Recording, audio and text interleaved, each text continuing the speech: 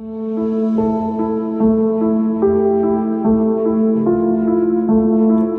कहानी है दो दोस्तों की जो कि एक छोटे से गांव में रहते थे।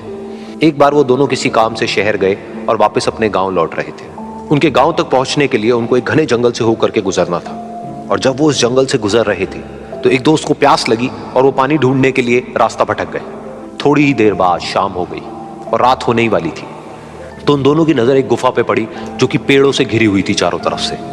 तो उन्होंने सोचा कि यही जगह ठीक है रात बिताने के लिए। तो दोनों ने कुछ लकड़ियां इकट्ठी करी, उस गुफा के अंदर गए और आग जला करके वहां पे बैठ गए। रात का वक्त था, गुफा के अंदर आग जल रही थी, बाहर बिल्कुल अंधेरा था और कुछ जानवरों की आवाजें आ रही थी। तो उन दोनों में से जो एक दोस्त था वो अंदर ही अंदर डरने लगा, क्योंकि उसने भूत प्रेतों की बहुत कहानियां सुनी थी कि रात के वक्त जंगल में कुछ भयानक आत्माएं भटकती हैं और अगर उनको कोई ऐसा भटका हुआ आदमी मिल जाए तो उसको नहीं छोड़ती।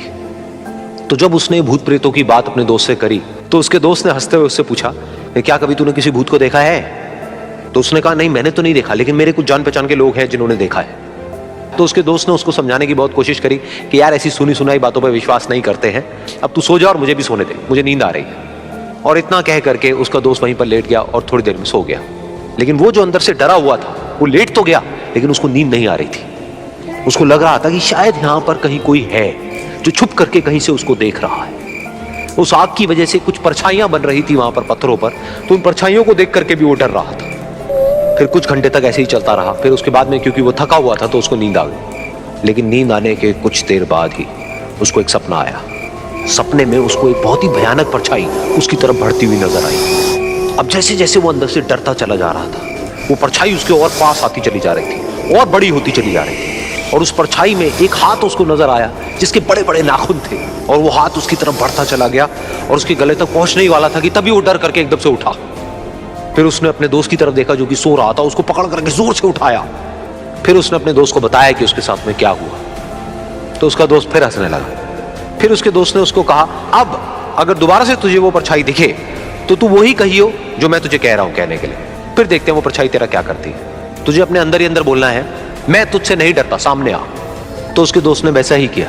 थोड़ी देर बाद दोबारा से उसको सपने में वही परछाई नजर आई और वो परछाई धीरे धीरे उसकी तरफ बढ़ने लगी। लेकिन इस बार वो उस परछाई से डरा नहीं, बल्कि अपनी पूरी हिम्मत जुटा करके उसने वही कहा, मैं तुझसे नहीं डरता, सामने आ। मैं तुझसे नहीं डरता, सामने आ। मैं तुझसे नहीं डरता, सामने आ। जैसे जैसे वो ये बोलने लगा वो परछाई छोटी होने लगी और उससे दूर होने लगी। वो बोलता रहा, वो परछाई छोटी होती रही और धीरे धीरे वो परछाई दिखनी बंद हो गई। बिल्कुल ऐसा ही हमारी जिंदगी में भी होता है। हमारे अंदर जितने भी डर है, उससे हम जितना डरते हैं हम उतना ही छोटे होते चले जाते हैं और वो डर उतने ही बड़े होते चले जाते हैं। लेकिन अगर हम अपने अंदर के डरों से नहीं डरते हैं और उसका सामना करते हैं तो दुनिया का ऐसा कोई भी डर नहीं है जो कि हमें डरा पाए।